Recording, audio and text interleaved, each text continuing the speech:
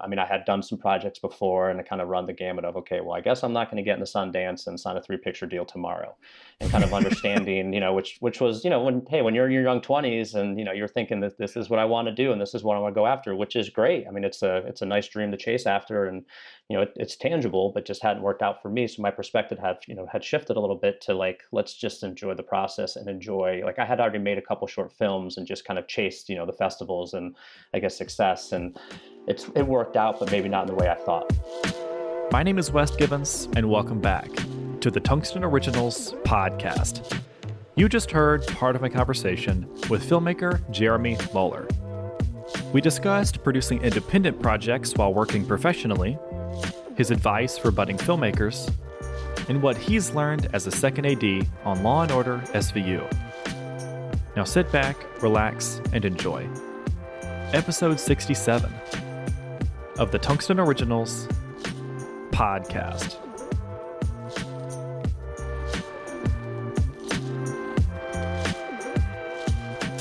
Jeremy, welcome to the podcast. How's it going?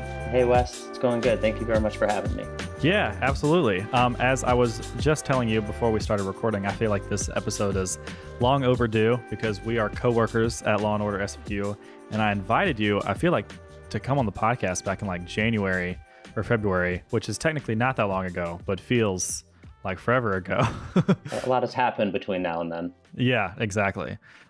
So yeah, I have really enjoyed, getting to know you through work, and, researching the stuff that you've worked on and all your projects has been really fun. So very, very excited for this conversation. So yeah, like I said in the intro, you're an indie filmmaker, a director yourself.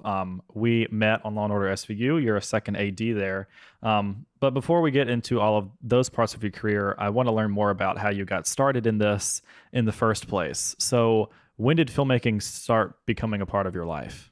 It was in my later, well, I mean, of course, I do have the stories of, running around with the Fisher-Price camera, recording newspaper articles. That was like one of my favorite things, was to record newspaper articles.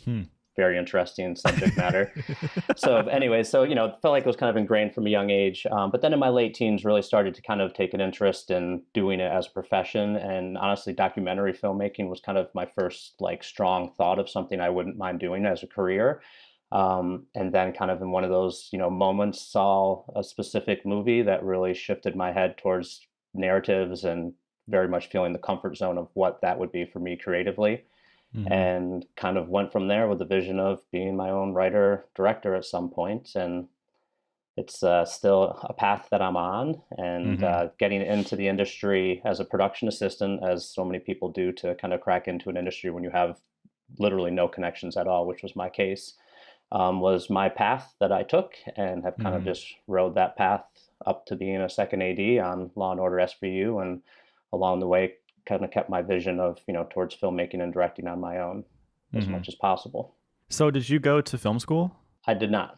And as I like to say, becoming a production assistant was my film school. Yeah. I was in the city for 3 years and had no luck, was still serving tables and making ends meet. And a friend of mine in the theater world recommended being a PA and told me what that was. And she's like, you actually get paid for it. And I was looking at film schools, and they're, extremely pricey, as we all know, and just wasn't even really an option. So luckily walked into a set one day down in Tribeca and got hired as an unpaid intern. And that was kind of the beginning of my, what is now 17 to 18-year career in the industry. So yeah, it took a little while, but once I was able to kind of get fortunate enough to get my foot in the door, I just worked as hard as I could and try to make good impressions and network and stay within the industry. And I guess I've managed to pull that off. Definitely think so. So whenever you got that first job, like, did your, I assume you were like, okay, well, obviously now the need for film school is no longer there, because now you are, even though you're an unpaid intern, you are working professionally in the industry. To be able to, and it's funny when you start off as a PA, like, sometimes, peek through the crack of a door to see what's going on, because you're placed in a lot of places where you're not involved with the action. Right. But just to have those moments of being able to peek through the crack of a door at a real film set with a professional director and professional talent all around, it just made sense to me that this seems to be a pretty good place to be to learn how to make movies as opposed to going into a classroom, which I know there's a lot of benefits, from, and the theory and things along those lines. But to be that close where it was tangible, and to Hmm. backtrack into kind of going into a more of a discussion based atmosphere. And I loved being on set. I never enjoyed being in a classroom. Hmm. So that probably can sum that up pretty quickly as to, Right. I honestly, Wes, don't really recall thinking much about film school once I actually got onto a film set. Right. I even went to film school, and still being on SVU, it feels like I'm a freshman again. It feels like I'm kind of wiping what I learned, and now I'm actually experiencing it firsthand and like learning things that you simply can't learn in a classroom, you know? Um, so what, like after, how long was that job, that first one? Oh God, I read about 2 months, I think. It Okay. was it was an indie film. So yeah, I think it was about 2 months I did it. So after that's over, what's your next move? Well, the fun story, because we are all storytellers. I About a week into that job, one of the key production assistant who was in charge of the PAs came up to me and said, hey, look, I know you're working for free, but it's an indie film, and kind of we need all the help we can get, and you seem like you have a pretty good idea of what you're doing, and you're willing to put in the effort. So if I can kind of rely on you, maybe we can develop a rapport, and then on my next job, I can get you on and get you paid. And I Mhm. mean, I had nothing to lose at that point, so I just kind of Right. kept doing. I just kept doing what I was doing, and then I managed to get that show ended, and I managed to get on a commercial through like another friend. And I was driving a 15 passenger van down 23rd Street, and the key PA that I'm referring to saw me because they were shooting at the Chelsea Hotel. And we kind of made short eye contact, and I kept driving, didn't think much about it. 15 minutes later, he hits me up on my phone. Did I just see you driving a van down 23rd Street? 2 days later, I was working on the remake of The Manchurian Candidate, which was a big budget feature film shooting in New York, and kind of was a big deal. And that was my first paid job, and that was was the beginning of just kind of being paid and being a part of the industry. So So that must have felt like a pretty big deal. to be working on a Jonathan Demme movie was surreal. To like, Yeah. I mean, even though I was, at the lockup that was so far away, I wasn't sure if I was actually involved to begin with. But, and I think we've met, I was always the PA who would try to creep around the monitors or just get as close as I could, and then kind of get brushed back to, and I'd do my job because that's extremely important, because you can't be there unless you do your job. But always very curious and trying to get closer to the action. But yeah, that was a kind of a surreal feeling of, I think you can now say you are part of this industry, even if it is from a very Mhm.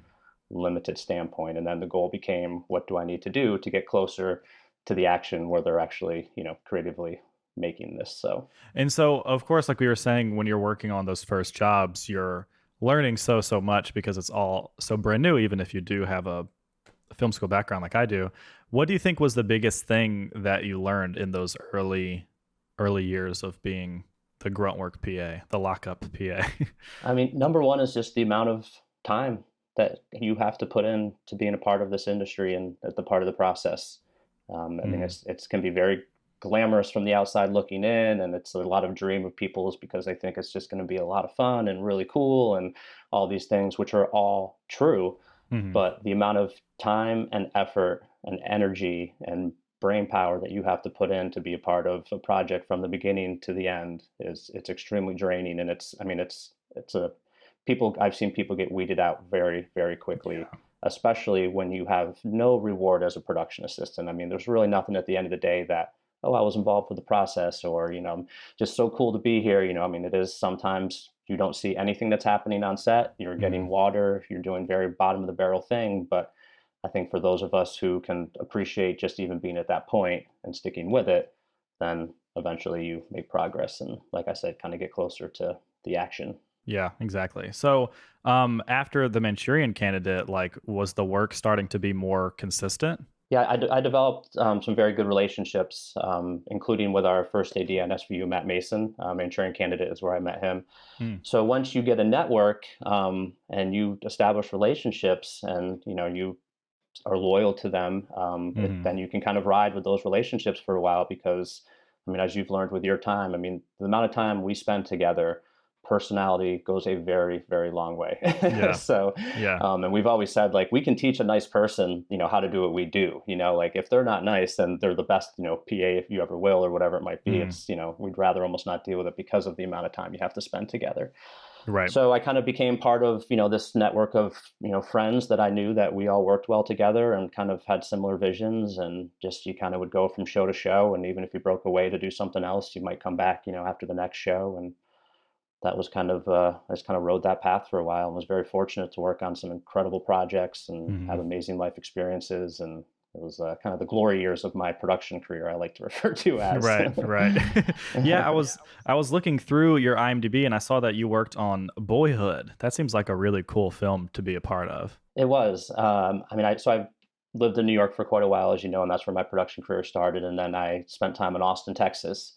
And there were two filmmakers I was very interested. One of the main draws of Austin, from leaving New York, was the independent film scene. Mm. And in Austin, it's just a great scene of a lot of creative people that want to get together and just make art. And they don't really care too much about the bottom line. They don't really care too much about the success. It's just kind of enjoying what the process of art is.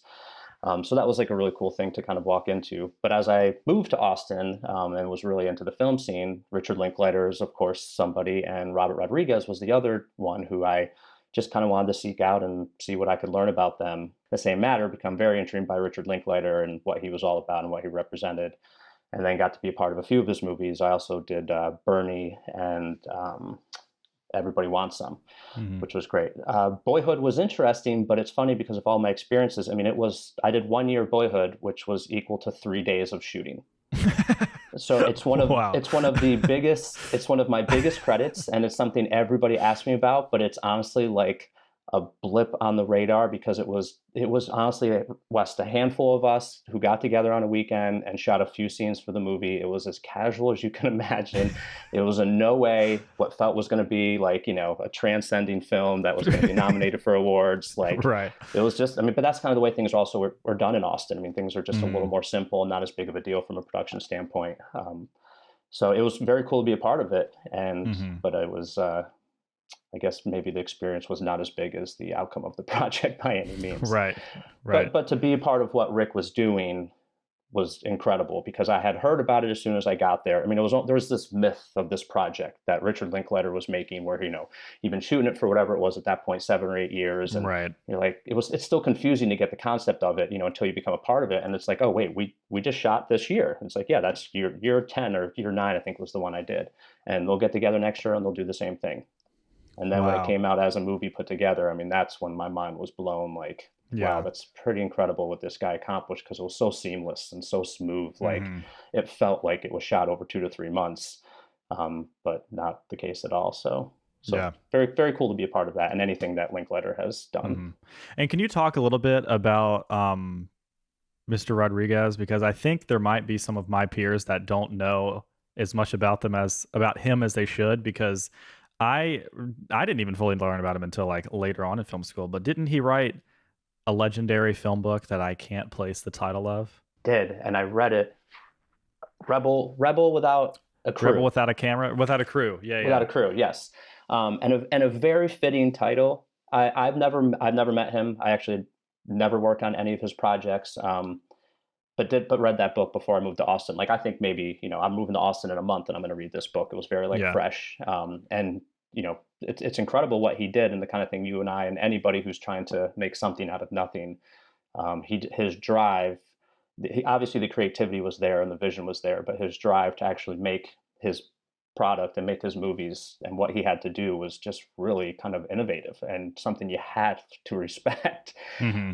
Rick, I think I worked on something with him like a couple days after the Academy Awards or something like that, and he's in his t-shirt and shorts and just simple, humble, like, I mean, kind of guy that it's the kind of thing you're in awe of if you've been in this industry for a Right. very long time, because it's honestly kind of unique and it's a difficult thing to accomplish. So when you see someone who can, it's kind of a role model, if you will. So I'm glad you brought up what the Austin film scene is like, because I've learned a lot just in the past few months of being in New York about the New York film scene and like what the industry is like here versus other places. A lot of SCAD people, go to Atlanta or LA. So can you talk about where like the film hub you live in affects the kind of work that you're able to get. Because I guess I kind of left film school with this idea of like you can find the work anywhere, which is certainly true. But I've learned that New York is like a big TV and commercial place. So like, what have you learned working in New York a lot and in those other film hubs? It's definitely finding the people. I was asked this question at a film festival, like, do you have to live in New York or LA in order to, make movies? And as you have learned and proven, the answer is absolutely not, especially in this day and age, and, probably a different answer 40 years ago. Right. So I think it's the people. And for whatever reason, in my 10 years in New York, when I was a part of the industry working as a production assistant, and, it was people who were trying to get paid, and there were people who wanted to be independent filmmakers or directors, but just didn't really find a network that was willing to just say, hey, let's just go out and do it. And you need a couple people who are just willing to make that plunge with you, whether there's any money or whether the story's incredible. Just, let's just go out and have some fun. Yeah. And after, a short amount of time in Austin, I met a couple people who were just 100% like that, and just were always game and helped motivate me and helped inspire me, because you also need that along those lines. And it just kind of clicked. And I still, love radio now that I'm back in the Northeast. I have a creative network that, helped create Love Radio that is still back in Austin, and I refer to as my creative network. And one of my best friends who's just a sounding board, and that guy when you're like, hey, I got the best idea in the world, and you talk to each other and bounce ideas off of. He lives in Austin, so I was just able to kind of find a good network of people there that kind of were relatable and Mhm. humble enough to get our hands dirty and just try to make some art, do something fun. I'm really glad you brought up Love Radio because that's one of the main things I wanted to talk to you about. Love Radio is this great episodic series that you are working on. Could you give a little like elevator pitch to the audience on what it's about? Love Radio takes place at a radio station that plays nothing but love songs and is run by a very overzealous station manager. And the lead of the series is a DJ whose dreams are to DJ a rock and roll format, at a rock and roll format radio station, as opposed to a radio station that plays nothing but love songs. So kind of a lot of it revolves around the relationship between the station manager and the DJ, and just kind of the fun that can happen at a radio station, which, I think it's kind of been a while since we've seen anything along those lines from an episodic or sitcom standpoint. I think I mentioned WKRP in Cincinnati is one that I think of, that, and that was a news radio, which, was talk radio, but not necessarily music, but still took place at a radio station. So just kind of thought that was a fun and cool environment you know, to kind of tell a story with some good characters, because, we all know it's all about the characters. So Yeah, yeah, exactly. So when did you start working on this? Because I know you have 2 episodes done, but you still have 1 episode that you're, waiting to make. So when did this all start building? strangely enough, it wasn't until I left Austin and moved back to the Northeast that this idea even kind of triggered. I think it was on one of our trips back and forth, and super simple idea. Literally in the car, said it out loud to my wife, as you have a million of these ideas a day, and sometimes some of them stick, and this one just happened to stick, and it stuck because I immediately thought of 2 actors that I worked with in Austin, on a Richard Linklater movie, who I got to know really well and were good buddies, and two of like the most opposite people I've ever met, who just got along as well as they did. Also, both extremely talented. So doing something with the two of them kind of was the idea, and then the idea of Love Radio and just that format kind of meshed in. And I was we I hadn't found a place to live yet in Pennsylvania, but so I was at my aunt and uncle's house and recalled the moment of emailing both of them, just simply saying, "How you guys doing? I have this idea." Honestly, Wes, not even sure how well they would have remembered me, or anything along those lines. It was really kind of a shot in the dark. I mean, I was the second AD on the movie with them, so I did get to know them very well. Mhm. And actually, I did 2 movies with Justin Street, who plays the station manager, so I had a little bit of more of a rapport with him. But strangely enough, the response I got from them, was extremely enthusiastic, because supposedly days before they received within my email, the two of them got together in LA and were having a conversation about how fun it would be to do like a fun buddy project together. Oh, wow. So, I mean, timing is everything, and we all know Yeah. this. And I mean, but timing doesn't happen unless you put forth the effort. And as you know, I mean, Hmm. it took a lot of, I mean, you know, those moments, I'm going to send this email out. Who knows if I'll ever hear anything? And I'm not very good without closure. You know, I'd rather they email me back and be like, worst idea ever. Please don't email me ever Yeah, again, same. you know, as opposed to I Yeah, still haven't heard back from them. So, you know, yeah. just to kind of finally, you know, take that step and throw it out there. And my wife was encouraging. She liked the idea. She knew Justin and Austin were two incredible people. So, and then once I had them interested, all the other dominoes just fell. I mean, as soon as I called friends and I'm like, hey, I got, Austin Emilio at the time was on Fear of the Walking Dead and, you know, kind of had a pretty decent fan base. And everyone in Austin, Justin Street is from a legendary family in Austin, Texas. Mm. So everyone kind of knows him and likes him. So as soon as people knew I was doing a project with, you know, kind of cool people like that, if you will, people were more than happy to jump on board and participate. So So with Love Radio, was that like you just kind of wanted to make it, or were you thinking like, I want to develop something to pitch to companies to, you know, maybe be picked up or something like that? Or was it just for the pure joy of creating something? the goal is to professionally direct and be able to make a living by directing. So any project that I come up with and go forth with, that there of course is always an ounce of, is there something I can do to pitch this in order to get myself into a place where I'm actually making a living doing this? Hmm. Very minimal with Love Radio, though. I mean, I had done some projects before and I kind of run the gamut of, okay, well, I guess I'm not going to get in the Sundance and sign a 3 picture deal tomorrow. And kind of understanding, you know, which was, you know, when you're in your young 20s and, you know, you're thinking that Yeah. this is what I want to do and this is what I want to go after, which is great. I mean, it's a Hmm. nice dream to chase after and, you know, it's tangible, but just hadn't worked out for me. So my perspective had shifted a little bit to like, let's just enjoy the process and enjoy, like I had already made a couple short films and just kind of chased, you know, the festivals and I guess Right. success. And it worked out, but maybe not in the way I thought. So Love Radio was let's just get together and have some fun making a movie. Creatively, you know, as a young filmmaker, I think a lot of people can relate to how protective you are of your vision. And the first thing I ever did, somebody actually left, a friend of mine who I had been working with before, he left the project a couple days in, and quite simply was because I was not listening to him and not taking suggestions. I was, you know, I was like 22 years old, if you will, and this was my vision, and this is what I was going to do, and this is a Jeremy J. Mohler project, everybody.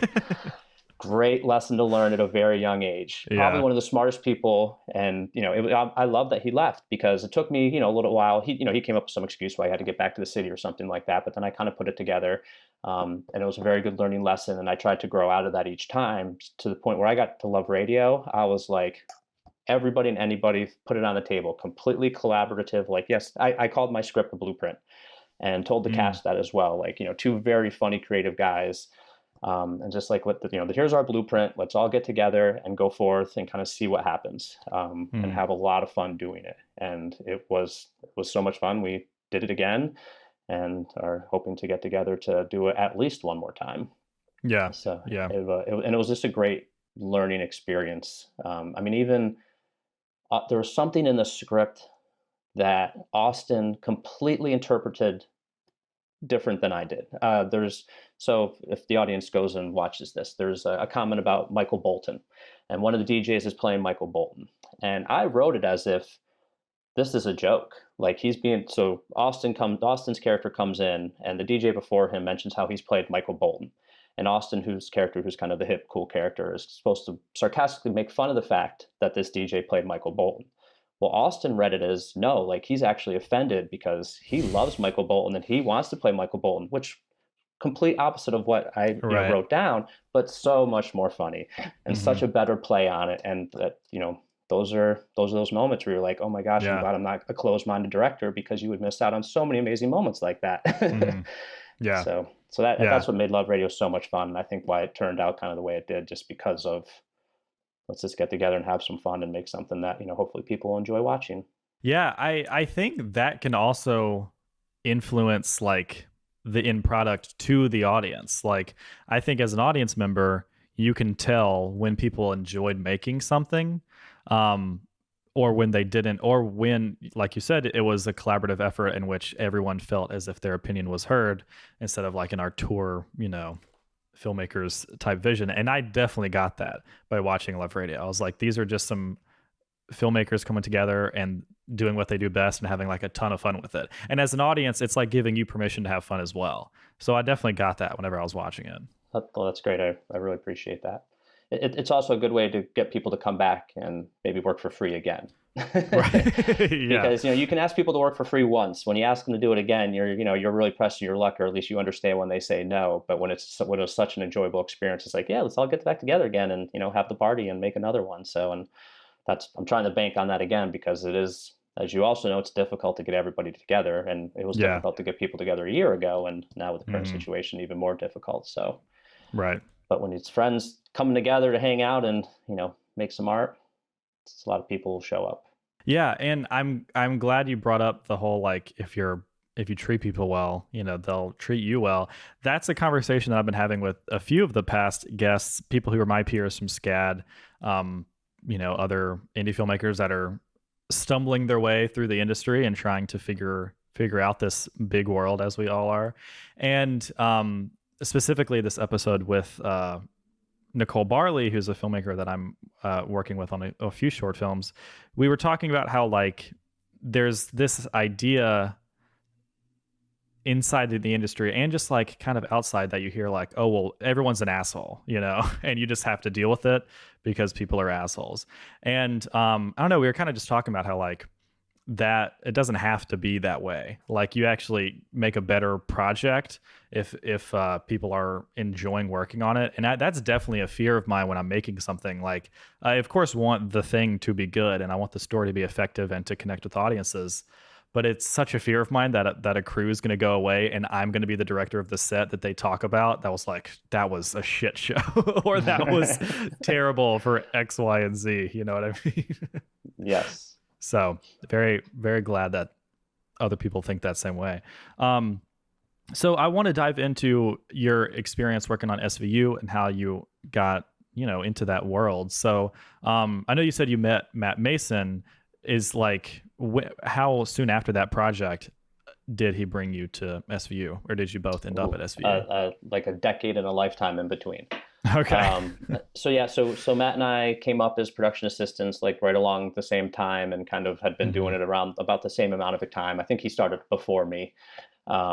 But really just clicked and got along. He's also an extremely creative guy who has quite a life outside of the world of production, which is something, as we've talked, is important, and something that I bond with people along those lines. So I left New York and kind of retired from being a production assistant. But Matt and I stayed buddies. He had some ties to Austin, Texas. His band came and played there once. And we just stayed in touch. I mean, you know how it is when you move away. I mean, sometimes the people you know for sure you're going to stay in touch with, you don't, and sometimes the people you stay in touch with you're very surprised by. But it's a very interesting filtering process. I've learned from doing Yeah. that a few different times, because the people you do stay in touch with, it's true and it's real. And that was the case with Matt. I was in Austin for 7 years, and then came back to the Northeast, and still making a living in the world of production, and reached out to him, and he was happy to bring me on SVU kind of part time, and I managed to get on some other projects and get my foot in the door in some other networks. But I actually interviewed to be on the show full time when I first moved back, and was a little intimidated because of the longevity of it. And I have children, Hmm. and having lived in the logistics of my commute and so on.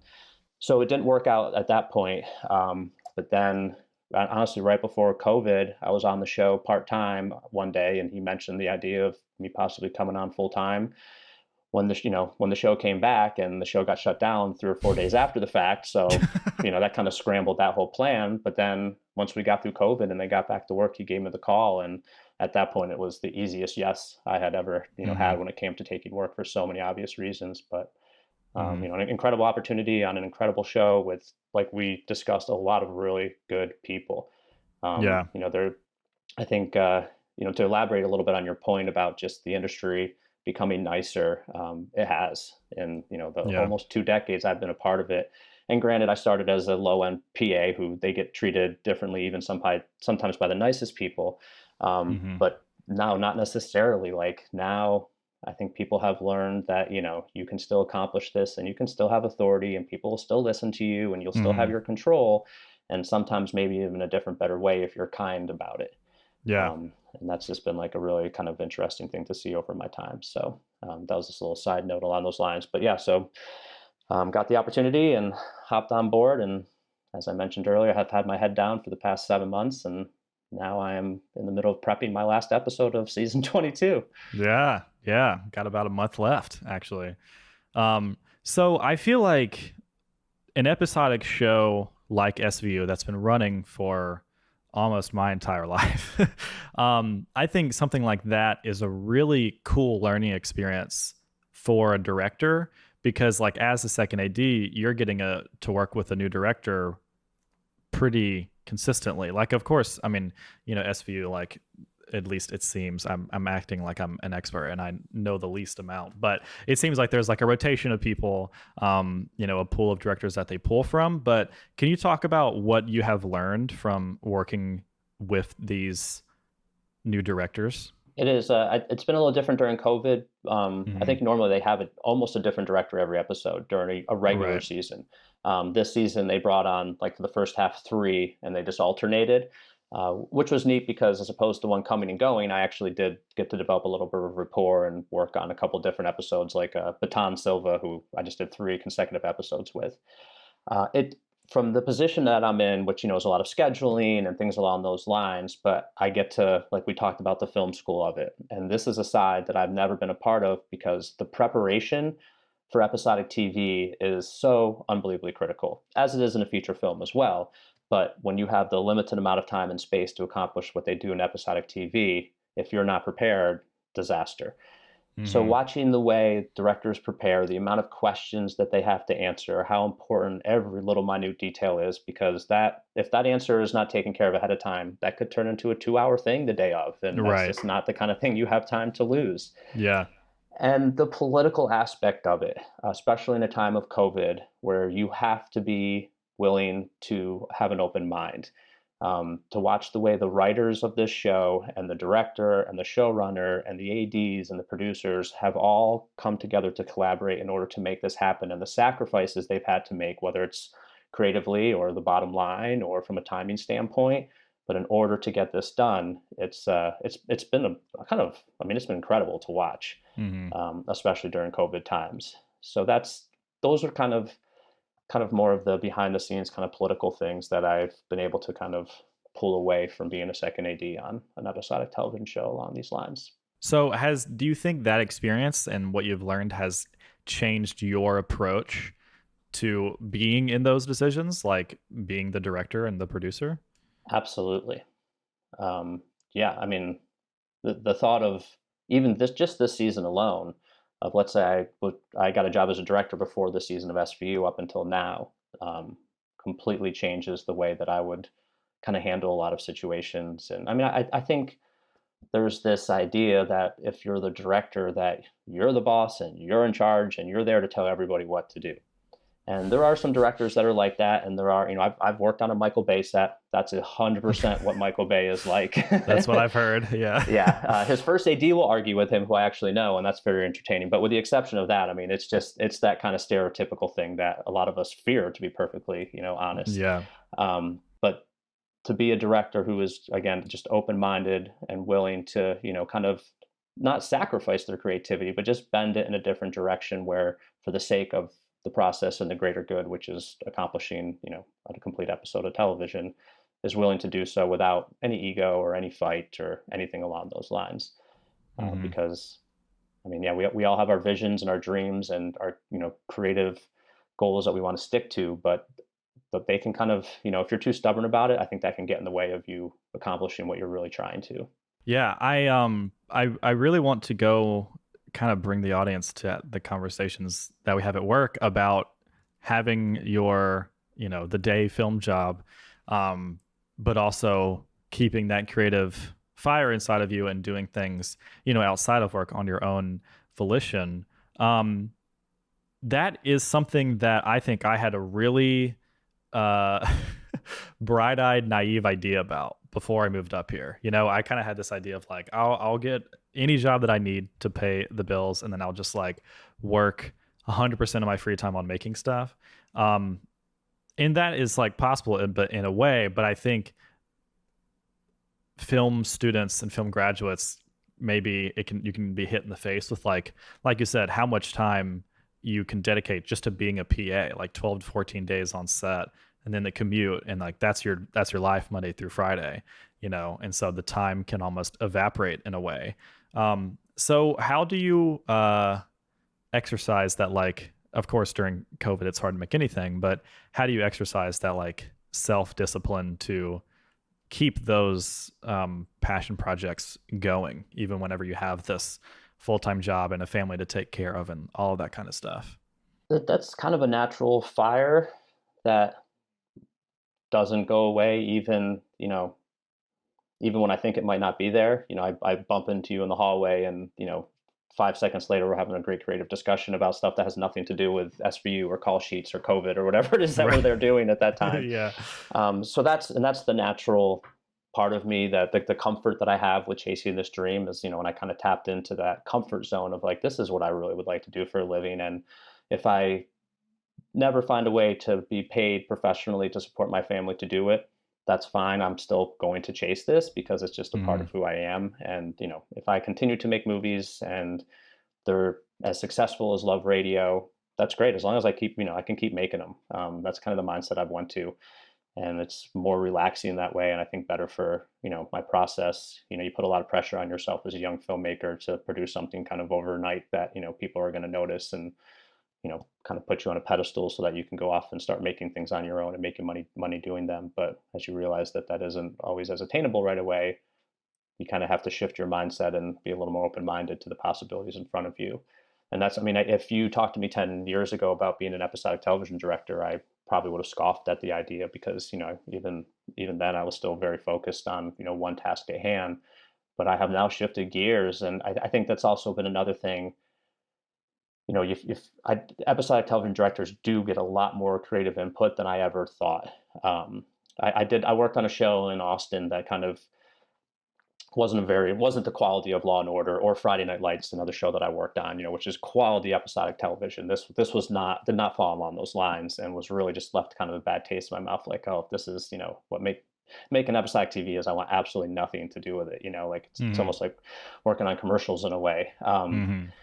So, but to see on shows like this the amount of how important the creative integrity of what they stay true to is, and how important the director's vision is upon that, it's like that's actually really cool. And the idea of going into a show that's already established, like a Friday Night Lights was, or Law and Order, and having to be a director that kind of, I mean, you take the wheel, but it's not your car. I mean, it's been built by somebody else, and the motor runs by Yeah. somebody else, and somebody else is actually even telling you where to go, but you have to drive all these people, along the lines of them being nice to you, or being kind to them and treating them correctly, because it's their show. You're a guest as an episodic television director. So, but it's become much more of an intriguing idea to me, and something that I'm becoming more open minded to. And now, as an AD, I'm paying attention as somebody who would like to go on to be an episodic television director as opposed to a filmmaker, which I would say are two very different things. So now with that new perspective, is there a show, whether it's long running like SVU or a shorter series, that you look at that you wish in an alternate universe you were one of the directors on? That hasn't already been made, that like there's currently. That has like already been made. I mean, I've already mentioned it, and everybody. I mean, it's my favorite television show of all time is Friday Night Lights. I was a Hmm. fan of the show before I moved to Austin.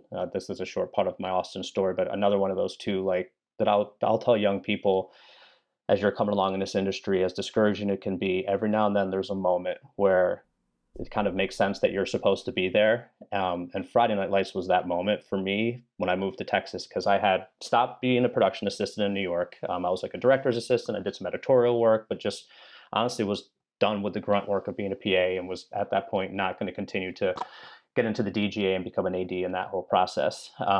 So moved to Austin and had a hard time kind of making ends meet. Had one name of an AD I was given to before I left. Reach out to that person, got an email back, and it turned out that they were starting up season 4 of Friday Night Lights. And long story short, 2 weeks later, I was on the show full time and did almost all of season 4, and then did season 5, and was a fan of the show before. Um, so that was like just kind of, and like a big fan of the show. Like, I mean, it Hmm. was kind of like, boy, if I could go work on my dream show, it'd be like Friday Night Lights. And that actually Right. ended up happening. And the creative network within that show. I mean, I'm a sports fan. I kind of love how intense the world of football is, and there's just a lot of things about that show that I can relate to. I'm from a very small town, as I know you are too, which anybody from a small town can. I mean, there's so many good small town moments in that show. Yeah. So, I mean, if when all said and done, if there was a show that in the history of television I could go and direct an episode of, it would have to be Friday Night Lights, and I'm not even sure if there's a close second.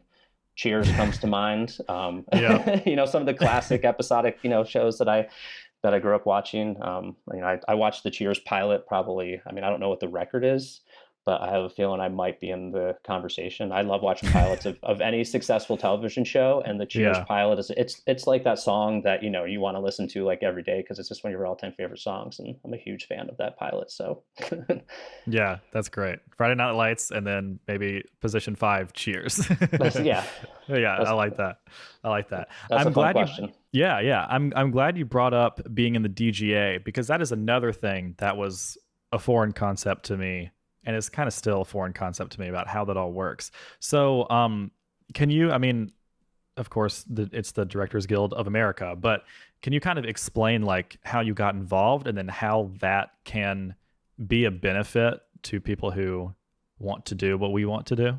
Well, I mean, it's a unionized position within our industry, and the only way that you can work as at being a production assistant is non-union, and therefore you're not paid very much, and you're asked to work very long hours, and there's really nothing you can do about it, which can become very tiresome and troubling. But once you've done that for long enough and proven your worth, then the Directors Guild of America will welcome you in, and then you can work professionally as an assistant director, where the pay increase is very significant, and now you're getting health insurance and benefits and building a pension and doing kind of all the normal things that a lot of freelancers never get the opportunity to do. And that's, I mean, it was never my goal and never my vision. And honestly, I was kind of against it in the beginning because, again, I was blinders were on. I'm going to be a filmmaker. This is what I'm going to do.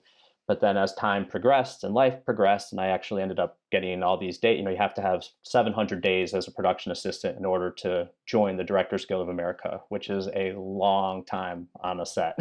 Hmm. And I mean, SVU is a very long running project, but most projects, you'll get between 20 and 50 days out of it. So you can, do the math as to how long it would take to do that. So I had accomplished that almost without that being the goal. I was just continuing as a production assistant. That was my job, but at the same time was building up all these days that qualified me to do so. And then when my wife got pregnant and real reality settled in, and I realized being a production assistant, even if it is on my favorite show in the history of television, is probably not going to take care of what needs to be taken care of, then I made a decision. And honestly, you have to put your book together, which is call sheets and PRs and all this paperwork proving that you worked every single one of these days. And it is a very daunting task, especially for us creative people who don't like putting together call sheets and spreadsheets and things along those lines. So thankfully, my wife helped me with that, which was great. And I highly recommend anybody getting help doing that. I mean, there's actually people you can pay who will do it for you. Wow. But because people have gotten discouraged, I know people, it's like, oh, I'm halfway through my book. And you see them 6 months later, and it's like, hey, I'd love to hire you on this job. Is your book in yet? Oh, I just haven't finished putting it together. I mean, they'll Hmm. do the 700 days, but to sit down and put that book together is just a weird thing that they make you do. Yeah. Um, so that I got into the guild and started working as a second AD in Austin, which again, from a filmmaking standpoint, when I went to work on a Richard Linklater movie, I was right next to him. I was involved with the process because I'm an assistant director now as opposed to being a PA. So from the standpoint of just trying to work your way up the ladder to get closer to the inner workings, of who's actually making the film, it's a step even closer. I mean, being the key PA, which you're essentially in charge of all the production assistants, you get to spend time by the monitors and the director, and that was my first step. And then you keep kind of progressing up until you become a key second AD, and then you're never really around the director. But that's the unique thing about being a second AD. So especially in a world of COVID, but. So is becoming a DGA, is that like more prevalent in the TV world or the feature world, or is it pretty much It's the same? it's the same. Okay. Yeah, it's both. I mean, I'm not. Once you're part of the Directors Guild of America, it's you're unionized to work in film or television production. Now, like you said, we're about to wrap up this season. And of course, things are still super uncertain with COVID and all that kind of stuff. But how do you see your career moving forward? Like, what is potentially the next step for Jeremy Mohler? There's always the $1 million question as you approach the end of these projects. Yeah. Well, I need to keep paying bills, and as we've summarized in this discussion, that production work is how I do that. So I will kind of wait for the next opportunity. I don't know if it'll be another season of SVU or something different. So I'll just kind of wait and see how the universe dictates that. But I will dive headfirst back into my creative world. I would like to conclude Love Radio with a third and final episode. We had talked about continuing it, and I have 3 or 4 episodes written, but kind of shifted gears during this time of I'd really like to kind of conclude it and discuss how difficult it is to get everyone together. So if I Mm, can get everyone together one more time, I'd kind of like to make it a bigger deal and kind of put a jar on the lid of what is Love Radio. So that's going to be kind of my first focus at hand. And then, just write. That's during working as an AD. You mentioned earlier just, the amount of time it takes to be a part of a film set and when you're working in the industry and when you get home at night, as much as I'd, love to spend 2 hours writing, it just isn't there and it's going to come out as some yeah. gibberish. So to kind of filter out what is the AD in my head right now and kind of shift gears back into the creative aspect of my career is what I'll do. And writing's just the best way to do that. Just, simply sit down with pen and paper. And I have a couple features that I'm always tweaking and working on. And I have another Mm, idea I'd like to go forth with, but that always just seems to be step one, and my advice right. to anybody who's in a creative rut, and it's no profound advice that's been said a million times, but just sitting down and start writing and and force yourself to sit there for, an hour, not the 10 minutes and like Hmm. nothing cool comes out or whatever it is. Like really just spend time there and just write whatever comes out. And it's one of my funnest things to do. I mean, even if, you reflect upon it and it's all kind of garbage, just to kind of do that's a really fun exercise. So it's been really interesting to learn about your career and all of the like different ways that it unexpectedly meanders just as it does for everybody. So if you could go back in time and talk to the version of you when you are that unpaid intern on your very first thing, what golden nugget of advice do you think you would give young Jeremy? Should have prepped me for this one, Wes. This is a good one. Thank you. I love asking people this question. Yeah, that's it. That's the, if you could write 10-year-old Jeremy a letter, what would you tell him? Which is still, um, I mean, my instinctful answer is there's nothing immediate. Like I think a lot of people would answer a question like this with something of regret. Like, oh, I wish I would tell him to do this or don't do this. And it's been such an interesting process of some things you have control over and some things you don't. Like I don't know if there's anything that I could tell, the PA who was on that first unpaid, as an unpaid internship, like, hey, this is the direction that you should continue to go in, or you should do this differently. I think the thing that I would tell a young Jeremy or production assistant in this industry is don't get discouraged, or don't let your discouragement get the best of you. Mm, You have to build up thick skin very quickly. I'm an extremely sensitive individual, and take things overly serious and things along those lines, which doesn't mesh well with this industry. So it took a while for me to I mean there sometimes you just have to go blow some steam off, or go vent to your significant other or your friend. I mean that's why there's so many good relationships are built in the world of production assistants, because they're constantly having to bond together to vent about how difficult things are. yeah. I mean, like, the industry is the enemy to production assistants in a way. So, I mean, Yeah. when you all have that common enemy, of course you just become, you bond around that. And that Matt and I have that bond that will never, no one will ever take that away from us. And we still have that bond, even the position we're in, reflecting upon where we were and the things that we had to go through. So it can, as hard as it is and as discouraging it is, and as much as it can really test your character, the reward of being a part of it is something that you'll know if it is, a world you should be a part of. And I think if Hmm. you're not, that I think that becomes very clear. And Yeah. I guess too bad, but unless you figured it out, so great. I don't know. I don't Yeah. know how that feels. Thankfully, Right. Right. Exactly. very grateful. Um, yeah. Well, I gotta say, I'm so glad we met each other on SVU. As a member of the COVID team, you feel kind of separated from the rest of the crew, because we're lugging around scrubbers and like taking temperatures and asking people the same three annoying questions that they're as tired of they are as hearing them. We are equally tired of saying them, you know? Um, but I have learned so much from our discussions, and I've loved that we've like connected on the small town filmmaker with a chip on her shoulder type mindset. And I just remembered that I never explained the whole story of how we met. Obviously, we met on SVU, but I think it is a little bit funny to explain that my very first day at work, I had multiple people telling me that I looked like you. They said, "Do you know Jeremy?" And I'm like, I've been here for 2 hours. I don't know anybody. I don't even know my bosses barely, you know? And I just had multiple people telling me I looked like you, and then I met you. And then I remember one day coming into work, it was probably 6 a.m. People are still waking up, and someone says to me, "Morning, Jeremy." And I look around, I look behind me because I think you're behind me, and it's just me. But they had already passed. So, you know, someone probably thought you were rude to not say good morning to them that day because it was the me. shocking thing is that people say good morning to you, thought you were me, but didn't ask you a question. Right.